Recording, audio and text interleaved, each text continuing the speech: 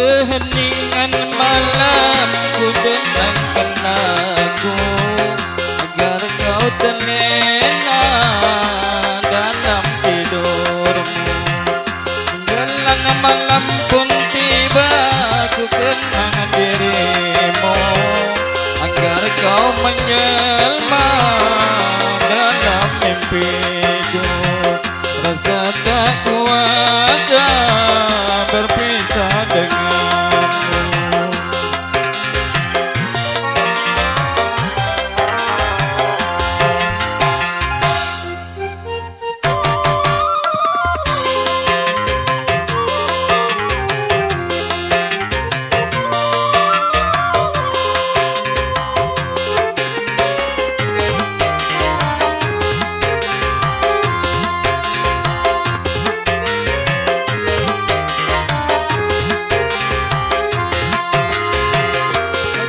Terasa merintih dalam kerinduan, kerinduan, kerinduan.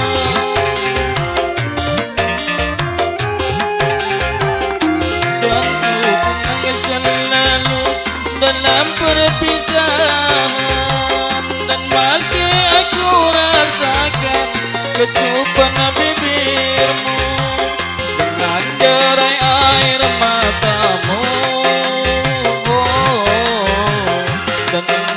Bisikkan kata-kata cinta, hanya harapan hatiku semoga bersabar dan tabahkan hati dalam penantian. Tabahkan hati dalam penantian.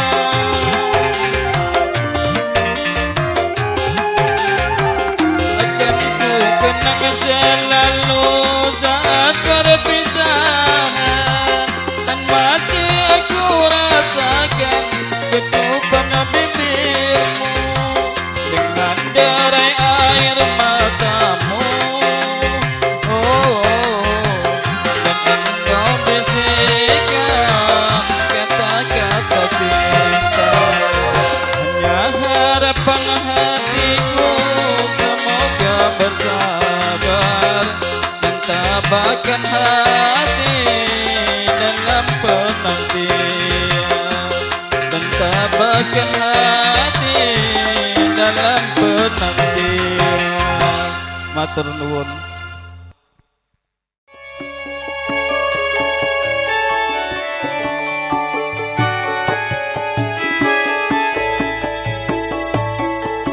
Diucapkan selamat datang untuk para panitia dan juga tamu yang berkenan hadir.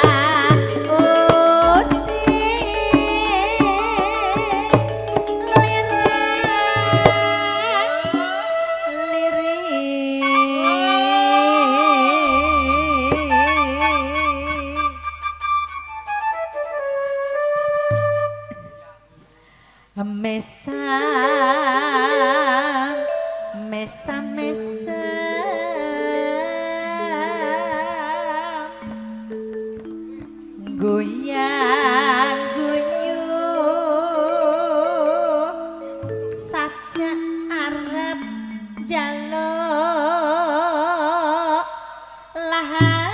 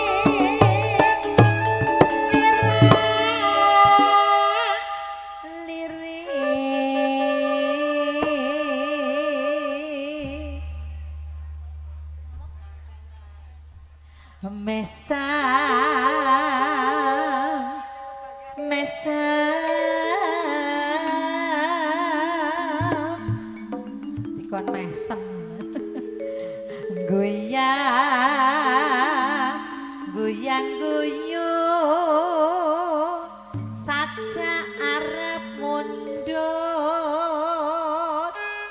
larange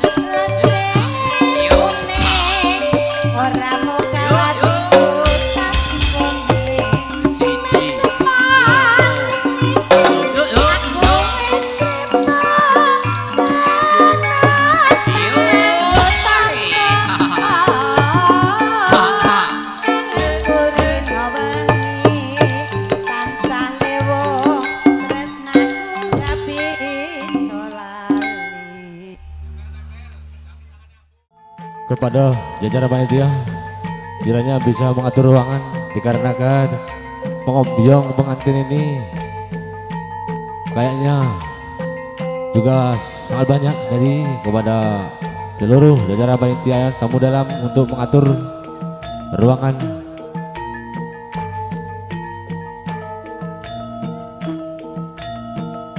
Sekali lagi kami ucapkan kepada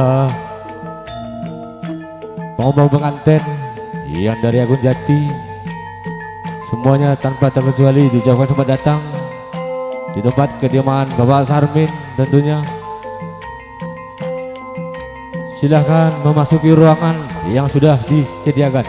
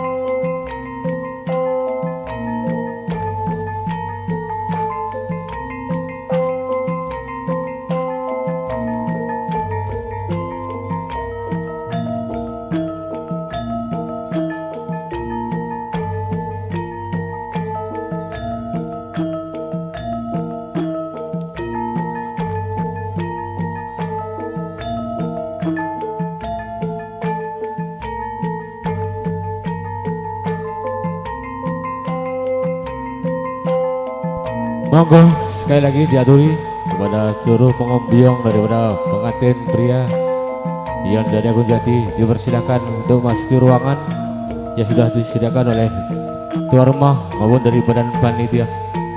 Monggo.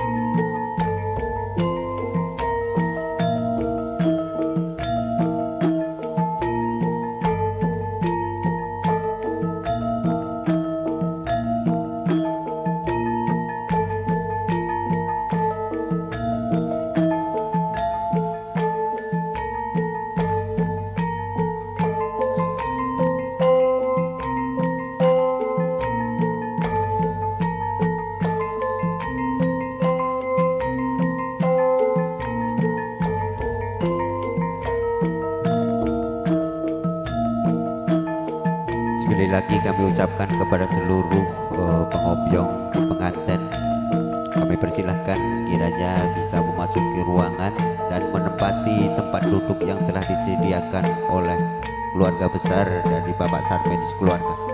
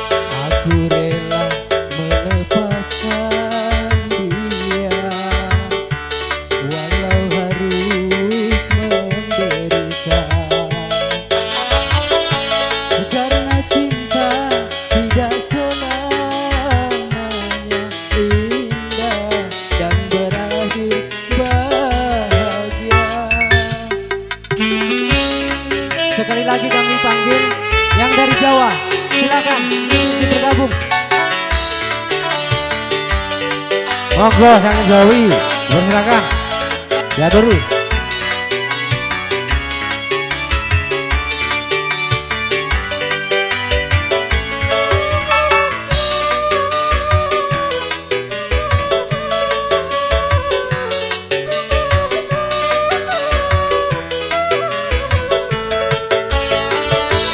Seujung rambut, seujung kuku, jangan pernah kau sakiti dirinya.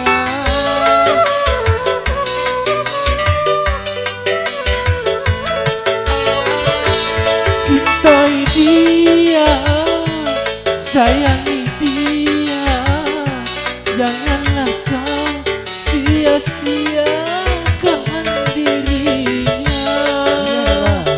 Derita ku simpan dalam jiwa, asalkan bahagia selalu bersamanya.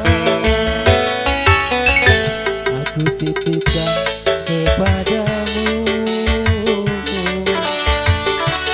dia yang paling ku sayang.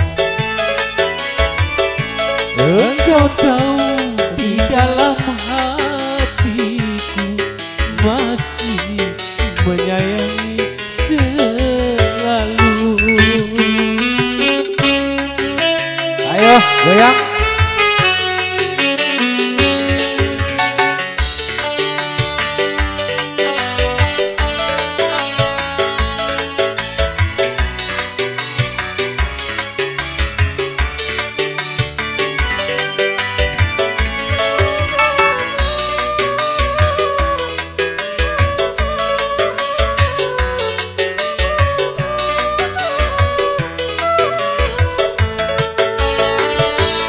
Seujung rambut, seujung kuku, jangan pernah kau sakiti dirinya.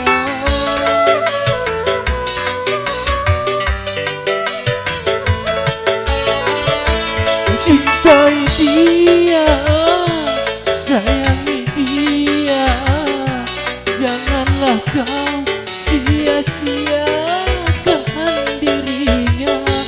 Biarlah derita ku simpan dalam jiwa, asalkan bahagia selalu bersamanya. Aku titipkan kepadamu dia yang paling ku sayang. Engkau tahu di dalam hatiku masih menyayangi selalu, masih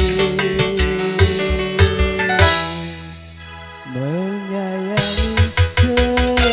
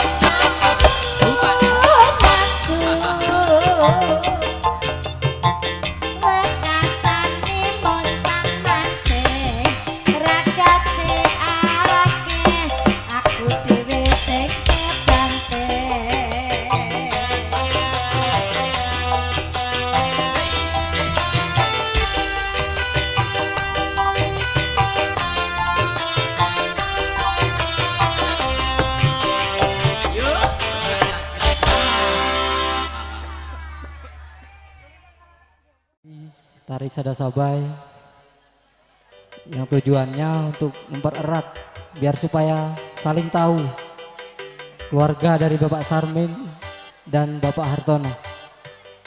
Baik, kita lanjut ke acara. Acara selanjutnya yaitu acara temu manten yang dalam hal ini nanti akan dipandu langsung yang terhormat Bapak Katno. Mic akan saya serahkan dan akan saya ambil setelah acara temu manten selesai.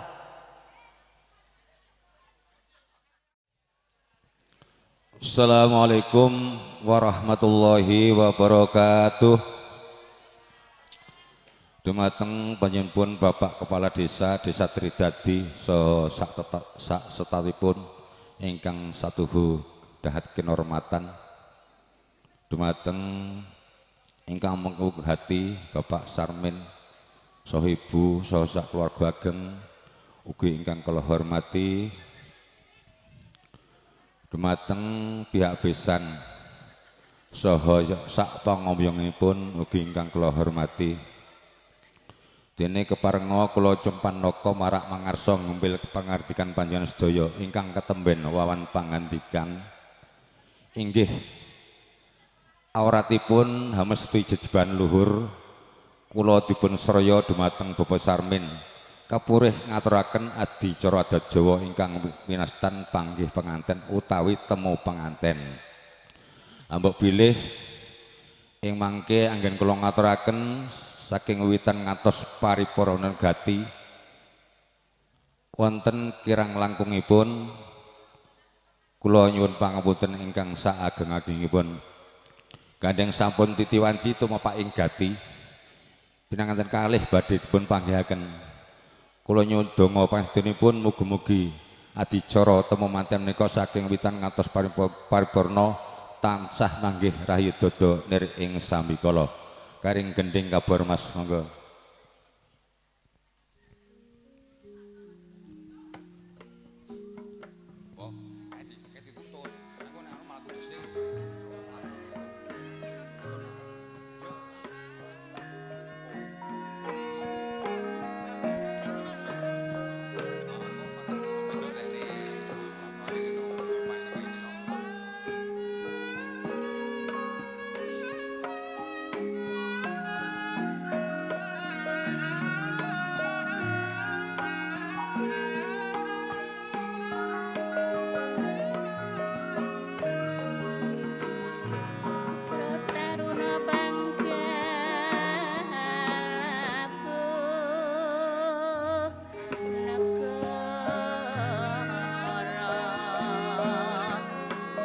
Suhrep Toto Pitono hanenggih pun dito nagaringaken didasa Purwa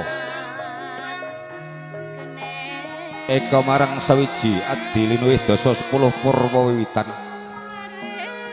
hanenggih punika to negari Tridadi Hadiningrat mila kinarya bebukaning panyandra satunggaling negari ingkang rinengga-rengga sagung keindahan rupen ingkang maneka warna satemah andadosaken adi mewah asri penihing pandulu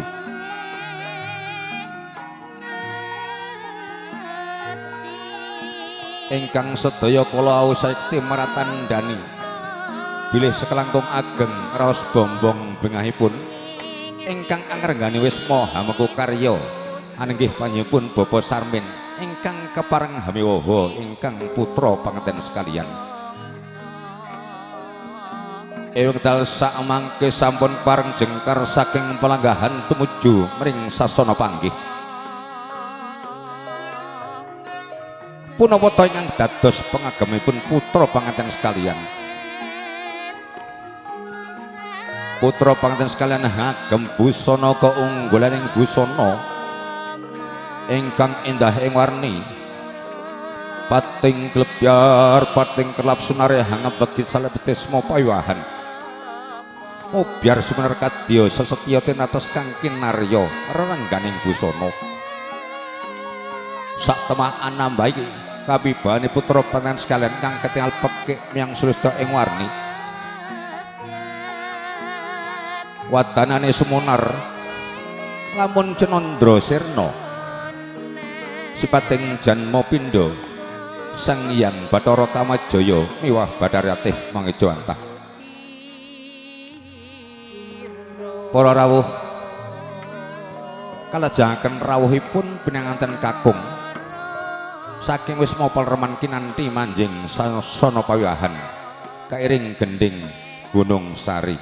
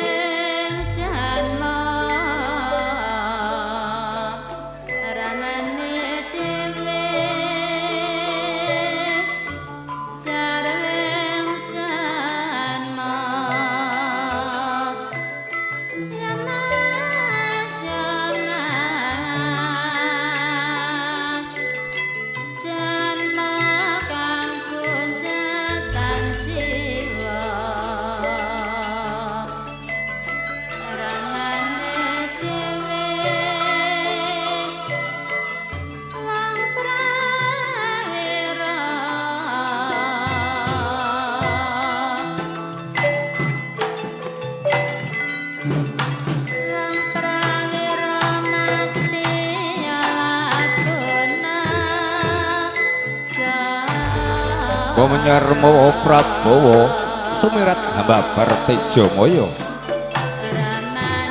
saya dangu saya cetha saya caket saya ngalila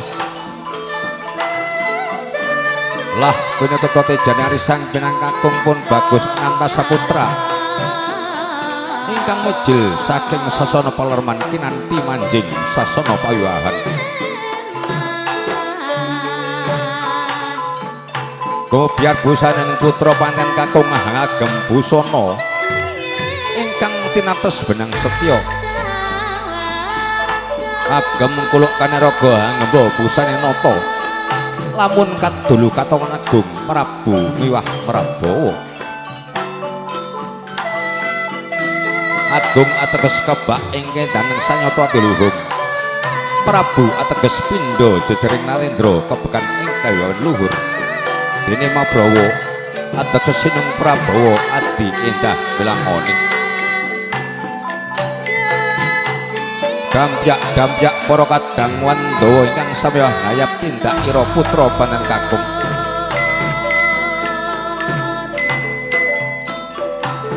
pinangan kakung angin luwaksana lengkeh pindha singolo riyak gajah nguling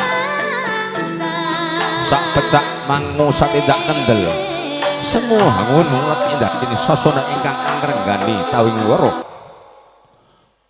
wus handungkap ingkang situju ya kendel tindak irung agung kang pindha Narendra wonten sangajeng wira wisma pawiwahan keparing sedya ngantu laksitaning adicara gangguan teknis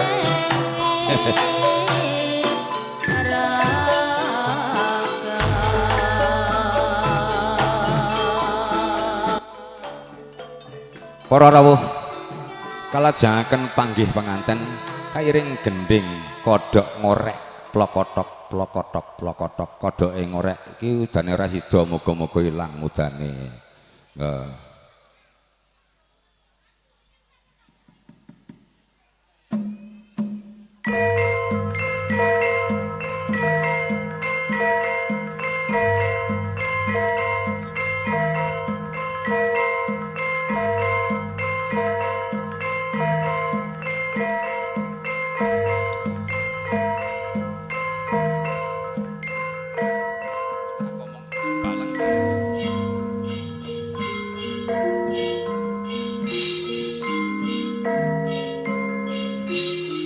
wis dumugi wahyaning mangsa kala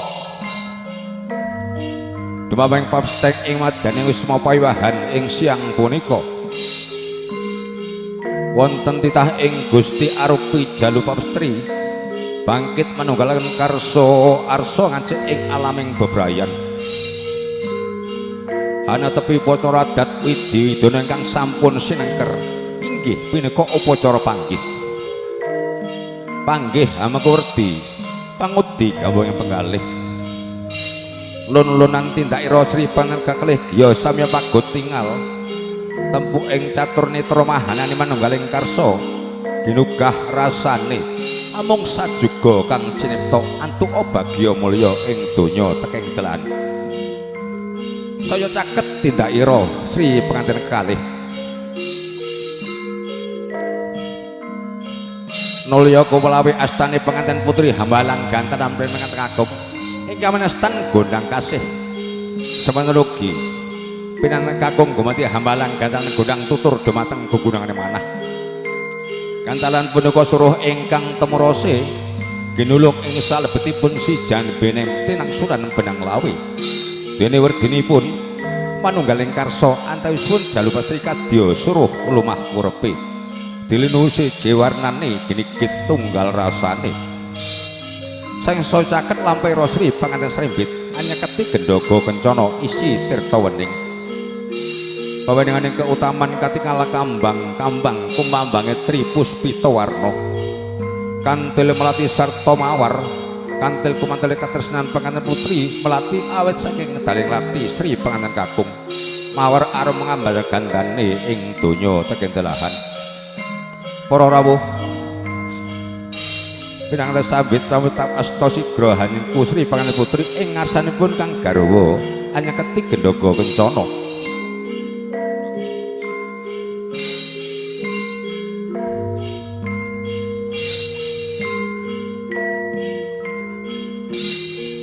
sawusnya pengen kakung hamecahan tiga sigra winijian dening Panganten putri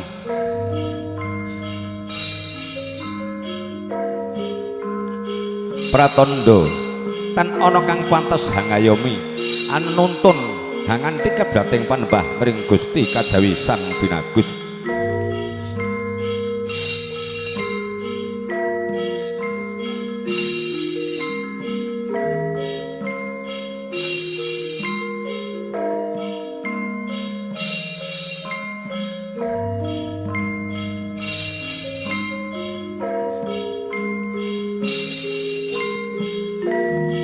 wis paripurna upacara panggih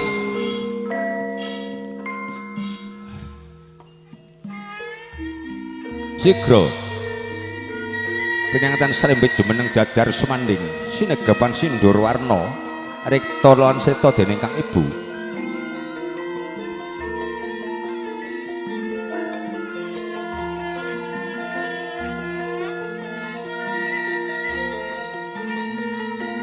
asung Parampita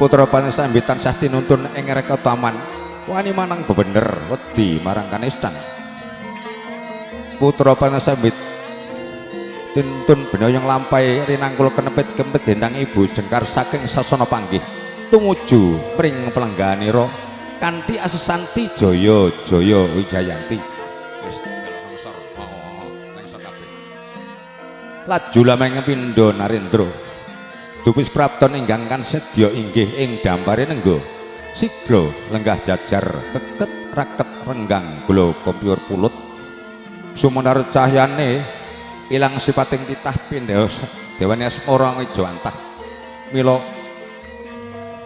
kak para kadang krida dharma sami asung ramesung pangromatan kene andhakaken Sri Pangeran kalih mugi ya anggen nggelar lairawan sampeyan Bayan Agung mugi tansah pikantuk payuanan ing tembe mugi dados keluarga ingkang sakinah mawaddah lan rahmah lan ugi tansah manggihi rahayu dada nir ing sambikala para rawuh kelajengaken adicara timbangan kairing gending Santi Mulya.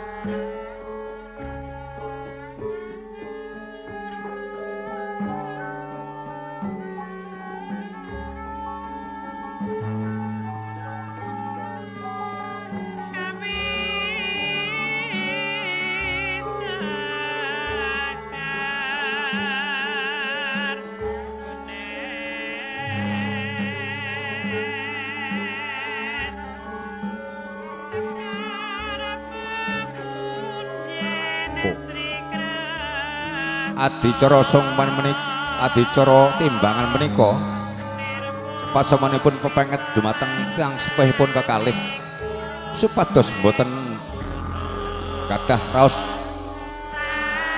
mboten kadunungan raos ban cindhe ban siladan utawi mboten bedak-bedaken ing antawisipun putra lan putra mantu sedaya sampun karengkuh dados putra piyambak.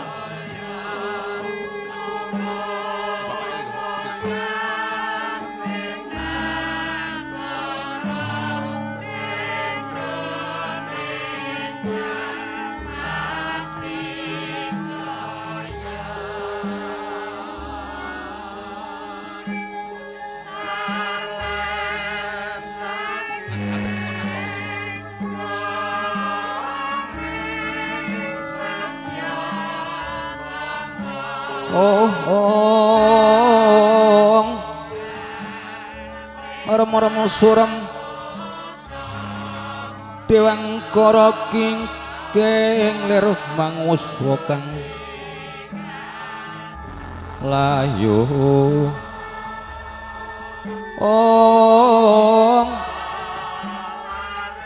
rahnyo ilang manis duh jagat Dewa Bathara kaya sinendal rasane ngati enggal matur pengromalan ibu nyuwun inggih Rama Ibu aku njaluk ngapura Rama Ibu lan kula ngaturaken sembah bekti mugi kunjuk wonten kersa paduka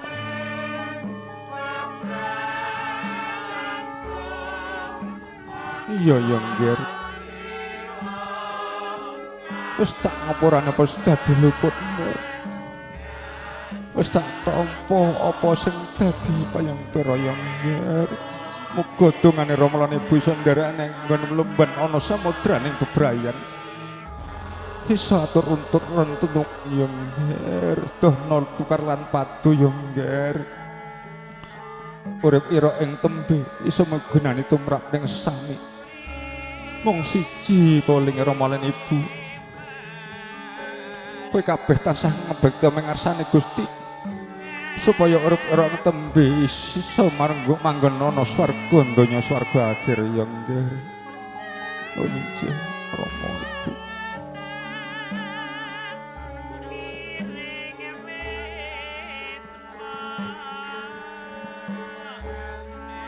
miat kelangan ingkang kalanggian nagelar pandamoncar tinelan kekonang surem roro tetan padang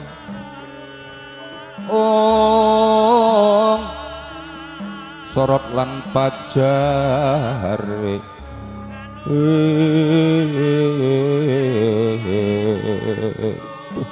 jagat Dewa Bathara kaya senendal sane ngati ngati ngondok-ondok suarane ngati nentes ngeluh jroning kalbu ya nggih kula ngapura Rama Ibu ya nggih sak tampa ya wis muga kowe besok iso rukun kados dene mimilan mintuna ya nggih kowe anakku lanang cah bagus, kowe saiki dadi kepala keluarga. Bimbing lan tuntunan bojomu utawi garwamu yo ngger. Wong siji aja lali. Apa sing dadi keyakinanmu dilakoni? Salat 5 wektu yo ngger, aja pok tinggal yo ngger. Supaya besok uripmu iso manggon swarga donya sarba akhir. Nyuwun inggih Allah.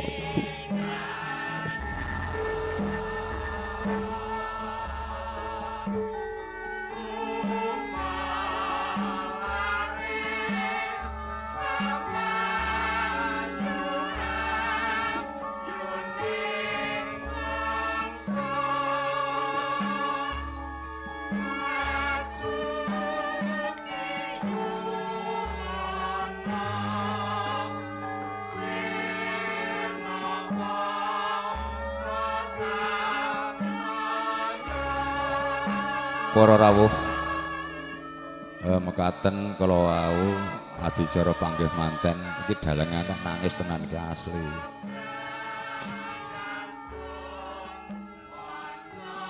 Iki tesih anti adicara malih nggih menika jemuk manten. Ingkang badhe dipun sarani panjenenganipun Bu Parti wedal saka Palenggahan kawula sembanggaken. Gendinge lirih-lirih bener ngono kuwi. Bareng matur dumateng Bapak Ibu, para rawuh, sesepuh lan pinisepuh sedaya ingkang malenggah wonten mriki. Menika badhe wonten adicara jemuk penganten ingkang badhe kula ayahi, pramila kula nyuwun doa lan idi pangestu panjenengan sedaya mugi saged lancar langgeng napa ingkang dados panyuwunipun Sri penganten kekalih. Ayo Mbak, Mas berdoa bersama ya. A'udzubillahi minasyaitonirrajim. Bismillahirrahmanirrahim. Alhamdulillahirabbil alamin arrahmanirrahim maliki yaumiddin. Iyyaka na'budu wa iyyaka nasta'in. Ihdinas siratal mustaqim. Siratal ladzina an'amta 'alaihim ghairil maghdubi 'alaihim waladdallin. Amin. Bismillahirrahmanirrahim. Asyhadu an la ilaha illallah wa asyhadu anna Muhammadar Rasulullah.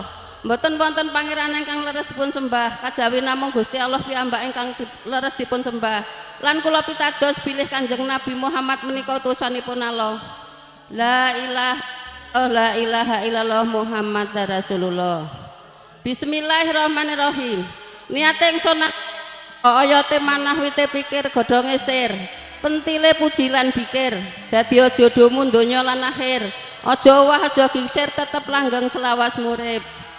Sallallahu alaihi wasallam. Bismillahirrahmanirrahim.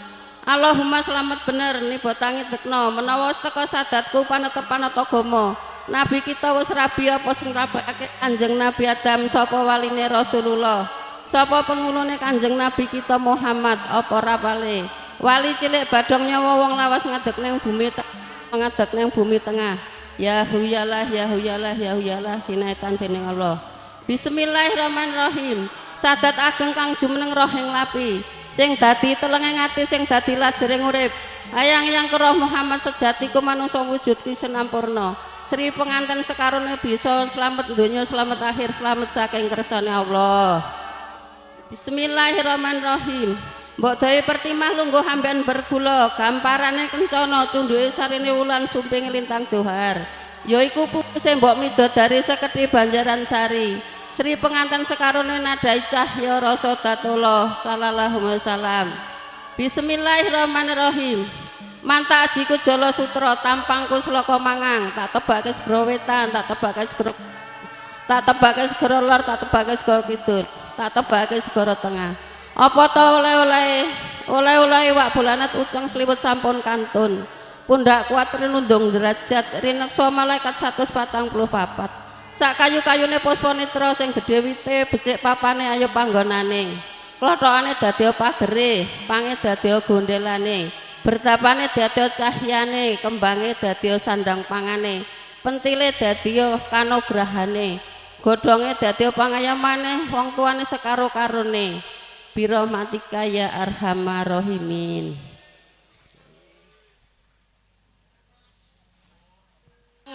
dipun wastani mbubak menika wonten oleh-oleh saking Sri penganten kekalih. Cobi kula bukain napa isine nggih.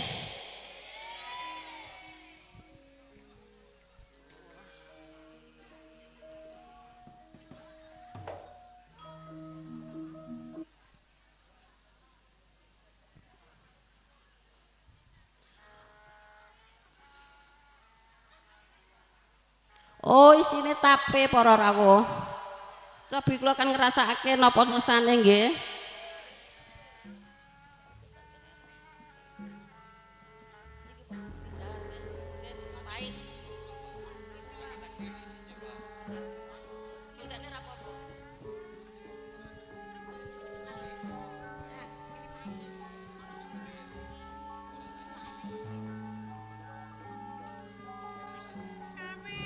Napa Pak rasane?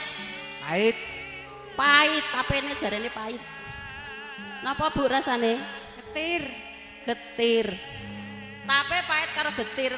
Ora percaya nggih, coba tak kondhar Mas nika. Sing jek enom paling iso ngrasakne kali. Kowe ora iso ngrasakne.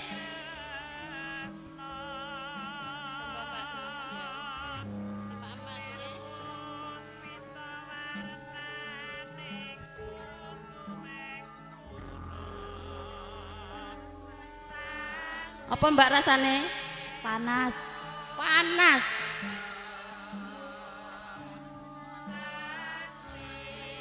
Apa Mas rasane?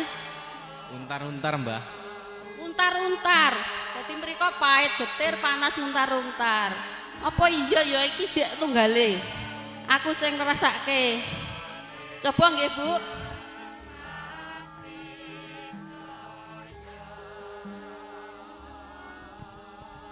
Bismillahirrahmanirrahim. Niat ingsun buka oleh Mbak Sri Mekanten sekalian. Yiku jenenge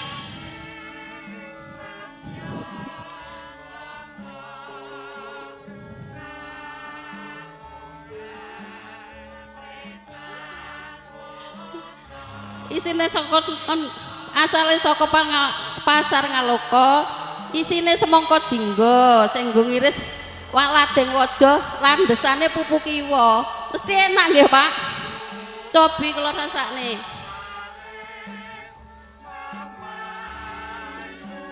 Enak, adem asrep, anyes legi mboten ngono. Kaya ketiban banyu sepindu. Santekne maneman, Pak.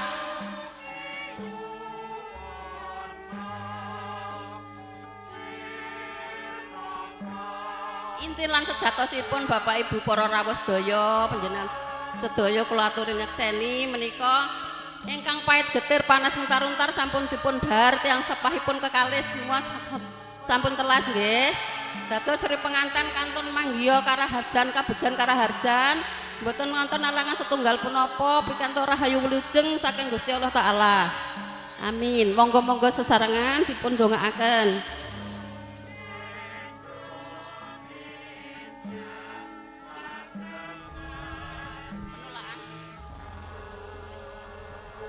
A'udzubillahi minasyaitonir rajim. Sifat tolak-tolak nasatin.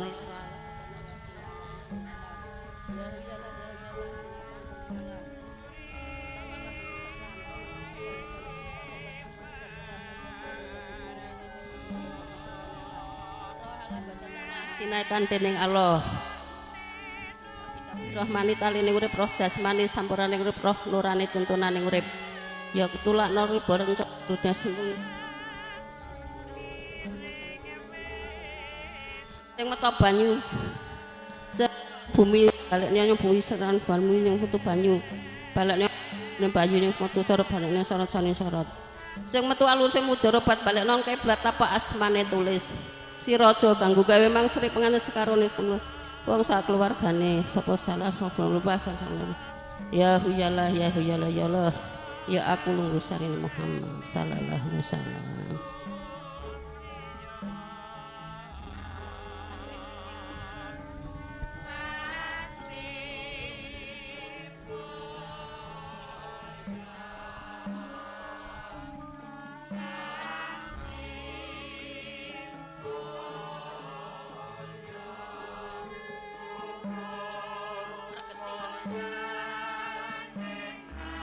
pun cekap semanten jembuk penganten anggis lajengipun doa saterusmu kanggo lajeng perkatakan. Para rawuh kakung Sumanara Putri menika tasih wonten setunggal malih punaran. Mriki monggo-monggo dipun ustani utawi dipun sekseni kula kapurih ngkeraken menapa hajat utawi tujuanipun Bapak Sarmin sak keluarganipun sedaya. Dene Pak Sarmin ngatakan sedekah karena Allah nyuwun dhumateng Gusti Allah rinten kelawan dalu. Dene sedekahan dinten menika tujuanipun munari putra putrinipun ingkang nembe nglampahi ijab lan kabul kala dalu. Mugi-mugi saged kepareng medados panyuwunipun. Nggih wontenaken jeneng abrit lan petak menika nyaosi pirsa ingkang damel wiwitan lan pungkasan ingkang sinebat rinten kelawan dalu.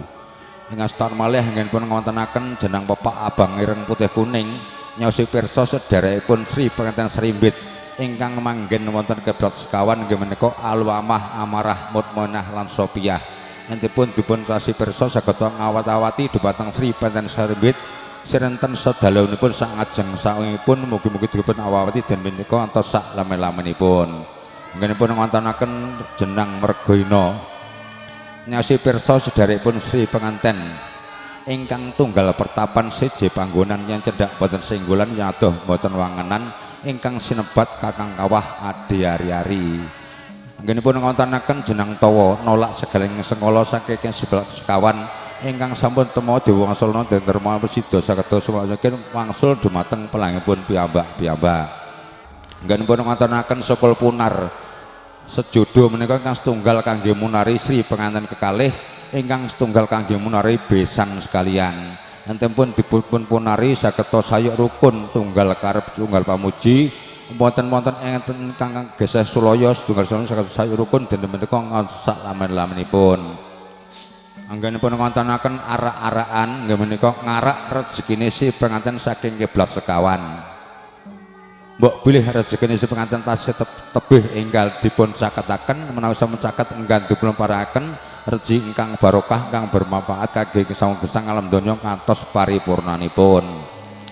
Anggenipun ngontonaken pirsang raja manik mustikaning bumi roh pitu sampurna sejati kangge mirsani bumi suci wonten ing desa Tridadi menika dipun ambah dumateng Pak Sarmin sak putra sedaya saged manggih rahayu lajeng slamet ngantos sak lamen-lamenipun.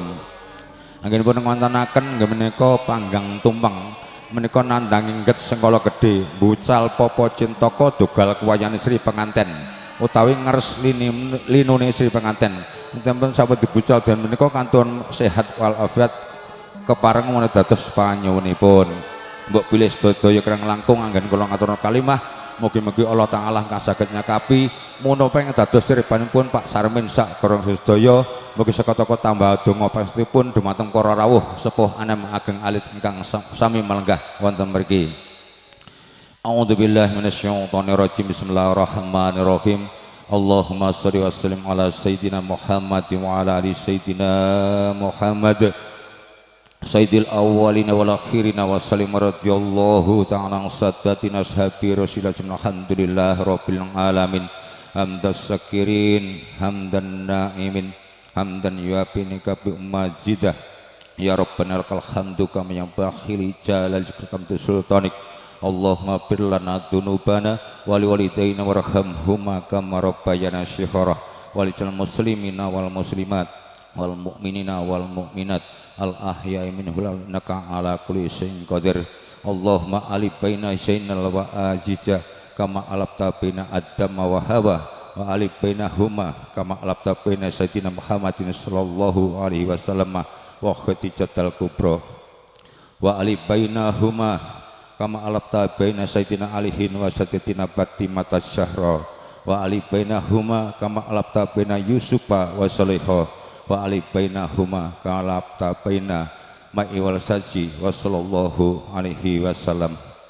Ya Allah ya Rahman, jadikanlah pernikahan ini pernikahan yang penuh barokah, menjadi pembuka pintu rahmat bagi kedua mempelai, bagi kedua orang tuanya, bagi keluarganya, dan bagi seluruh umat, menjadi penyempurna keimanan dan keislamannya, menjadi tungku tempat mereka menepas sabar dan syukur, menjadi sekolah tempat mereka belajar menjadi dewasa, menjadi jalan bagi keduanya menuju cintamu. Ya Allah, ya Khobar, ampuni dosa-dosa keduanya atas kesalahan-kesalahan dalam perjalanan menuju pelaminan ini, atas kesalahan kepada kedua orang tuanya, atas kesalahan lainnya.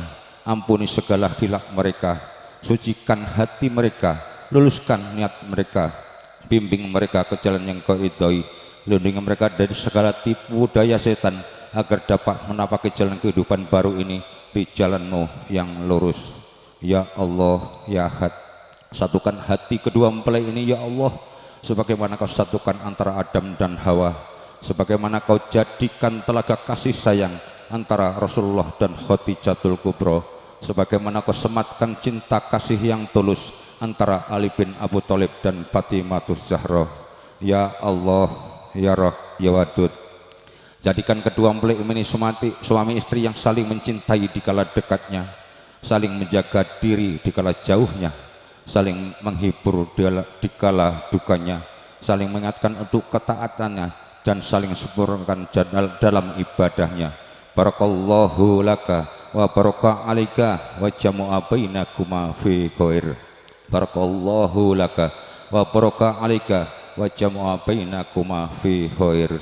Barakallahu laka wa baraka alaika wa jama'a bainakuma fi khair.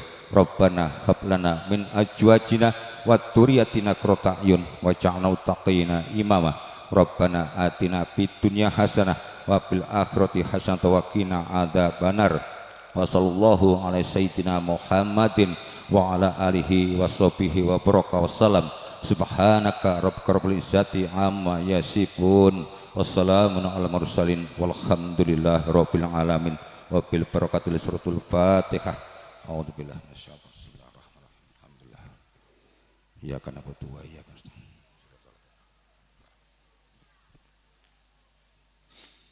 Makaten kalau para rawuh sampur paripurna adicara adat Jawi ingkang winastan temu manten mbok bilih anggen kula ngaturaken wonten gonyak ganyu ing wicara miwah kirange Subasita ingkang singlar ing reh tata krami.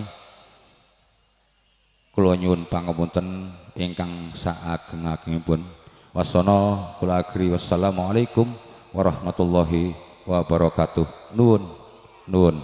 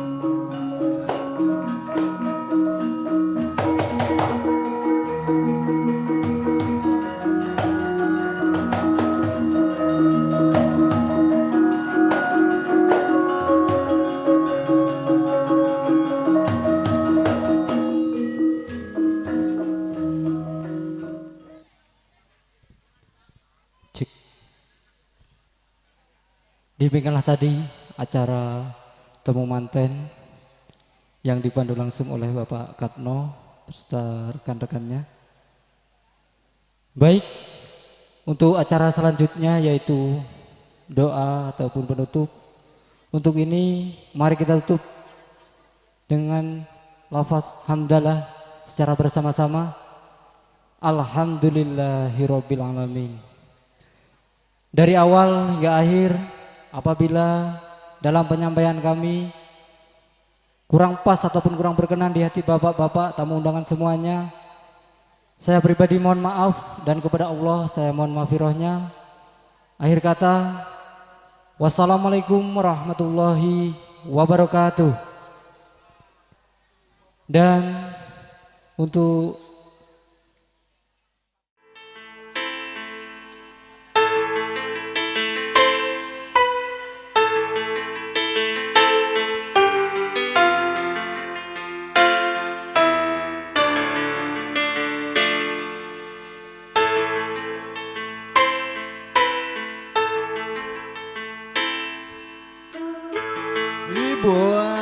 ribuan kilo jalan yang kau tempuh lewat dirintang untuk aku anakmu. Ibuku sayang, ini terus berjalan walau tapak kaki penuh darah penuh nanah. Seperti udara kasih yang engkau berikan tak mampu ku membalas. Oh ibu, ibu.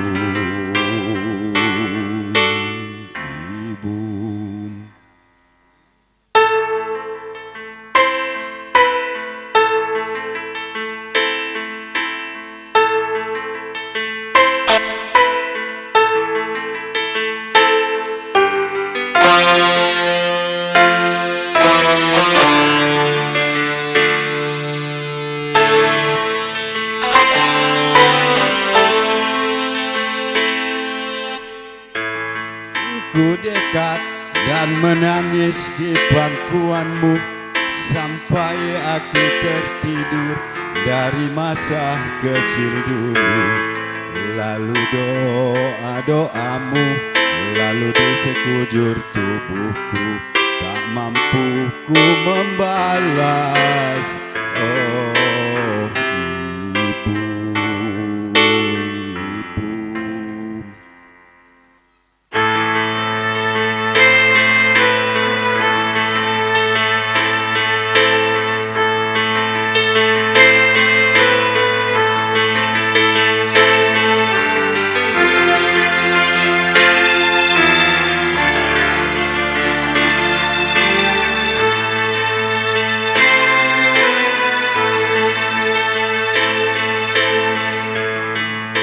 Ku sayang ini terus berjalan walau tapak kaki penuh darah penuh nanah.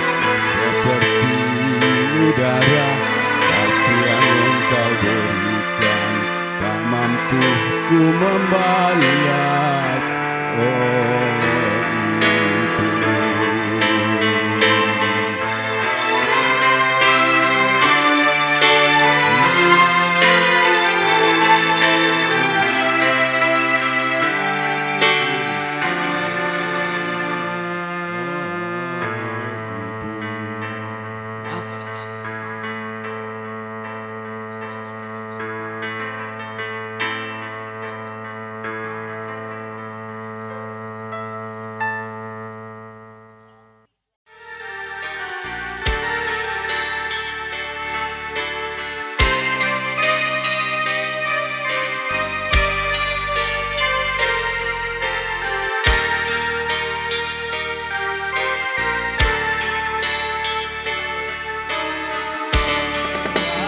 kita berpisah, ku genggam erat tanganmu, sepertinya mengingatkan kepergianku, meninggalkanmu.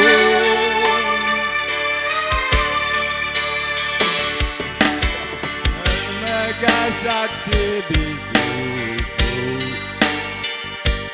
waktuku kecup keningmu, melahan kau lepaskan genggaman tanganku. Aku lihat kau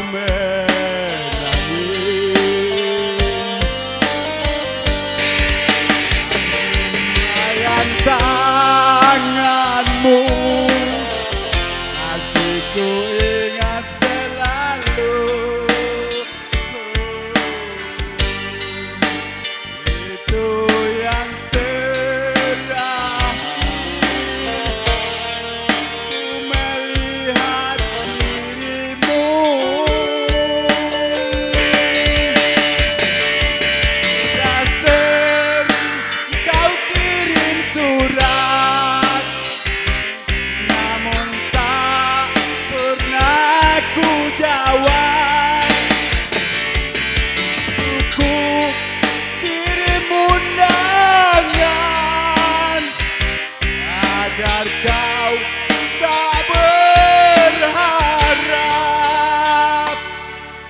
Bukannya aku tak tega, bukan pula tak sayang, karena orang tuamu tak merestui cinta kita.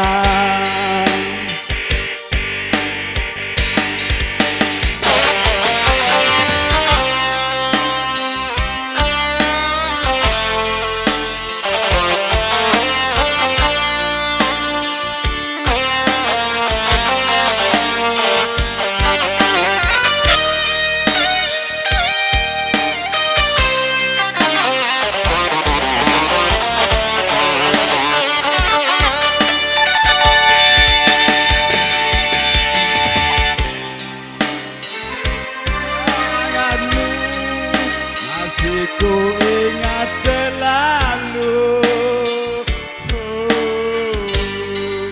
itu yang terakhir ku melihat dirimu.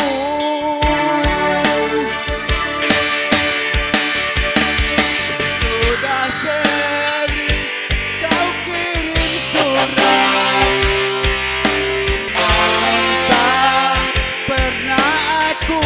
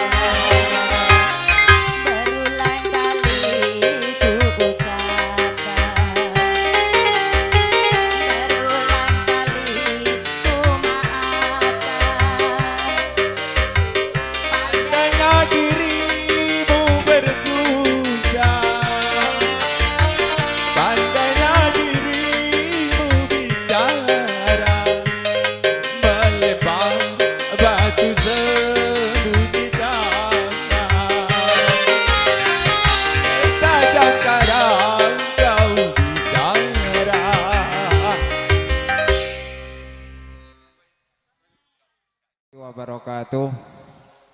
Dumateng para bapak, para ibu hadirin sedaya ketansah kula hormati, wabil khusus dumateng keluarga besar Bapak Sarmin. Teng mriki kula minangkani saking keluarga besar Pak Hartono sak rombongan. Teng mriki kula badhe nyuwun pamit. Keranten wadalipun nggih sampun siang, acara inti sampun paripurna. Teng mriki kula nyuwun doa restu kang wilujeng, mugi-mugi sak lumengsaring sampun kula dalem mriki dumuji Agung Jati tansah pinaringan selamat wilujeng widodari sambikala, mboten wonten walangan rubeda menapa dumuju dalemipun kiyambak-kiyambak. Dan matur suwun sagengipun sepindah malih dumateng keluarga Bapak Sarmin. Kanggen teng mriki kula dipun sampun diparingi papan pelanggahan, dipun paringi unjukan pasukatan sekaligus makan siang, jam makan siang. Mugi-mugi sedaya menika dados amal ibadah dumateng keluarga besar Bapak Sarmin. Lah teng mriki kula minangkani wakil saking keluarga besar Bapak Hartono. Mboten saged bales napa-napa namung ngucapaken jazakumullah khairan katsira fitini fitunya hatal akhirah. Lan mugi-mugi malih dumateng keluarga besar Bapak Sarmin anggen margya Kang Putra atau nggih menika ngunduh mantu mulai awal hingga sampai paripurna mangke tansah pinaringan selamat wilujeng widodari sambikala mboten walangan setunggal punapa-punapa. Mekaten mawon sambutan saking kawula pilih enten kelangkang kungkung nuwun bungaken sak ageng-agengipun saking kawula kula akhiri ihdinas siratal mustaqim. Wassalamualaikum warahmatullahi wabarakatuh.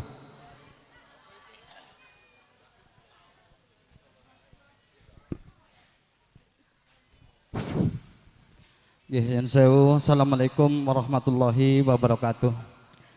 Dene Bapak Hartono sekeluarga ageng ugi serombongan badhe undur nyuwun pamit.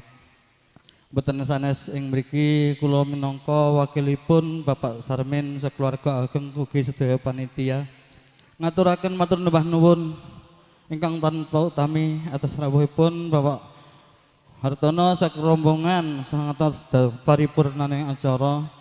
Dan ugi ngaturaken sedaya kelepatan mbok bilih wonten kekirangan bab punapa kemawon. Ing mriki kula minangka wakilipun Saibul Hajat ugi sedaya badan panitia ngaturaken sedaya kelepatan ingkang sakadha-kadhahipun. Lah dene Bapak Hartono sarombongan badhe nyuwun pamit mboten sanes. Kula keluarga ageng ugi sedaya badan panitia namung njurung pangestu lampahipun Bapak Hartono saking mriki panggenan ngantos dumugi dalemipun piyambak-piyambak mugi Allah tansah ngridhoi utawi tansah mayungi lampahipun Bapak Ibu hadirin sekalian sehingga ngantos dumugi dalemipun piyambak-piyambak tansah kinanjar wilujeng mboten mangke halangan setunggal punapa. Lan kula suwun doa restunipun Bapak Ibu hadirin sekalian hajatipun ponakan kula Sarmin wiwit siang menika ngantos dugi-mugi paripurnaning acara mangke mugi-mugi angsal doa restunipun para bapak ibu hadirin sekalian sehingga ngantos dumugi paripurnaning acara mangke dalu tansah pinayungan dening Allah lan manggih rahayu wilujeng mboten manggih halangan setunggal punapa. Mekaten ingkang saged kula aturaken jaya-jaya Jayanti kalih sedherek ing sambikala matur nuwun. Assalamualaikum warahmatullahi wabarakatuh. Sugeng tindakipun matur nuwun.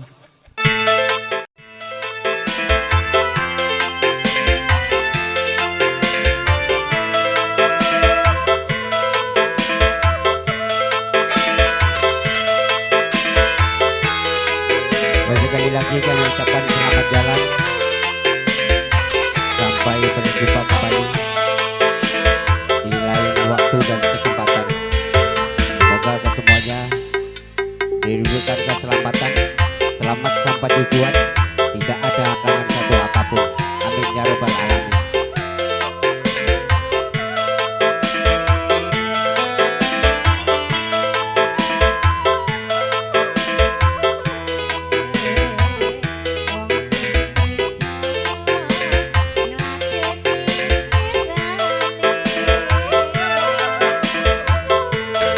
Pancen abot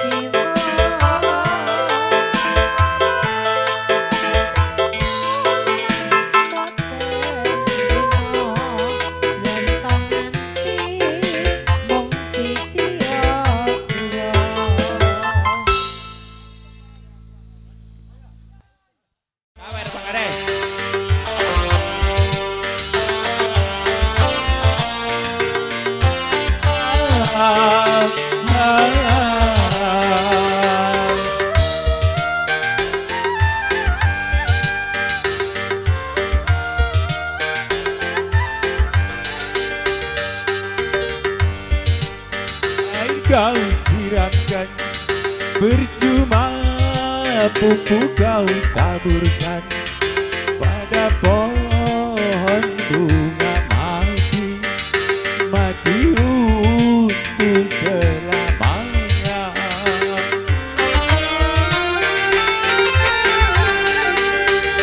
Percuma rayu kau ucapkan, percuma cumbu kau lakukan, adaku yang patah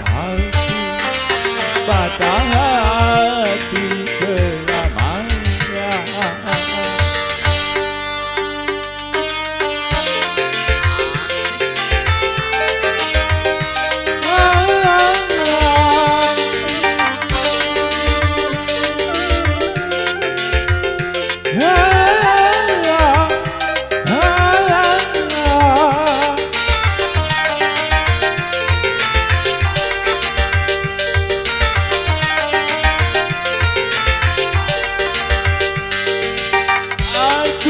Tak mau lagi punya seorang biduan.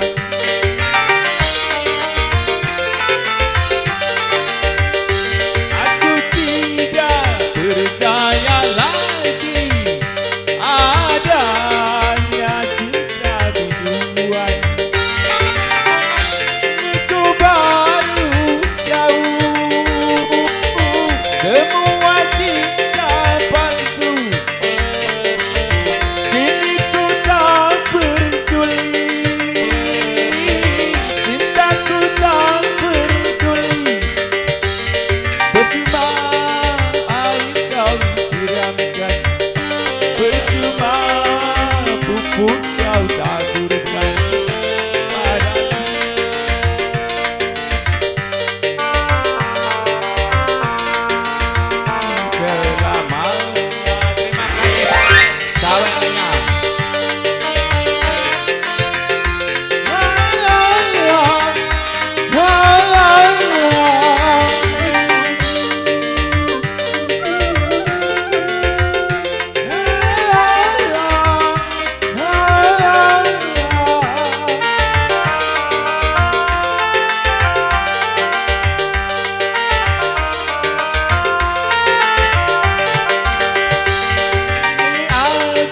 Tak mau lagi punya seorang biduan.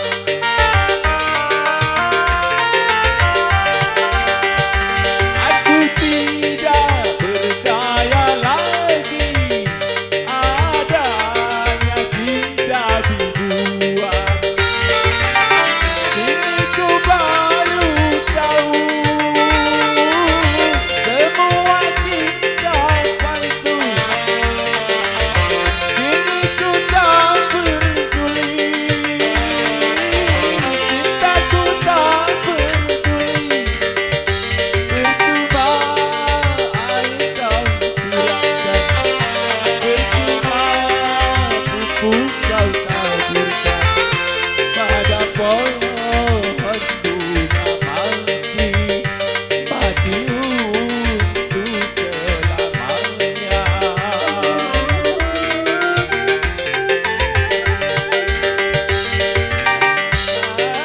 Air kau siramkan, percuma pupuk kau taburkan padaku yang patah hati, patah hati selamanya. Ya, terima kasih.